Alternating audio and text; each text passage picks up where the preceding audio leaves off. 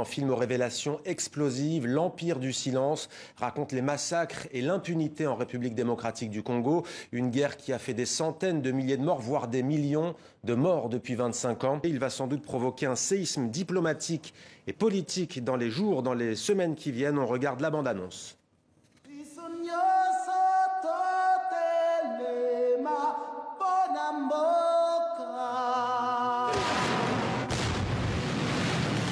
Le peuple congolais est massacré depuis plus de 2 décennies au vu et au su de la communauté internationale. Des milliers sont morts. Donc ce sont des vérités que certains ont tenté d'étouffer. There's a very serious group of crime that I think.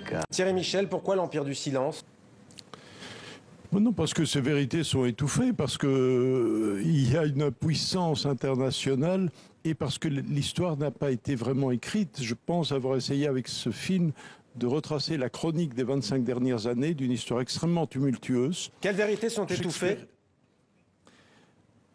Les vérités sur les massacres. Vous savez, les Nations Unies ont fait un rapport extraordinaire, qui est le fameux rapport Mapping dont parle régulièrement le docteur Mukwege qui a reçu le prix Nobel de la paix. Alors, les Nations Unies ont fait un rapport qui liste sur 10 ans 617 crimes qu'on peut classer crimes contre l'humanité, crimes de guerre, voire génocide. Mais ce rapport n'a pas eu de suite. Et l'autre chose, c'est que ce rapport était accompagné d'une base de données qui listait les présumés criminels responsables de ces crimes.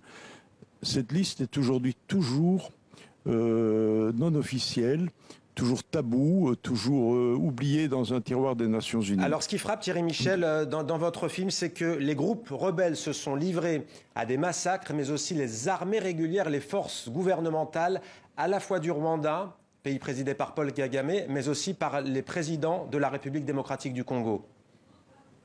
Oui, de l'Ouganda aussi. D'ailleurs, l'Ouganda a été condamné pour ces faits et est tenu aujourd'hui à devoir dédommager le Congo des crimes commis au Congo lors des affrontements qui se sont produits à Kisangani entre les armées ougandaises et rwandaises pour s'approprier des richesses diamantifères.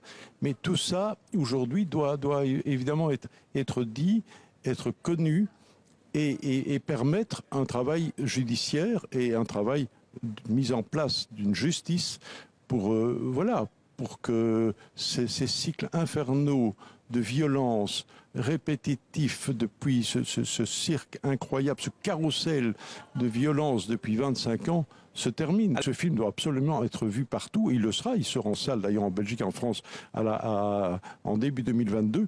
Il doit être présenté au Congo. Malheureusement, actuellement, le visa m'est refusé pour aller préparer cette sortie et cette tournée au Congo.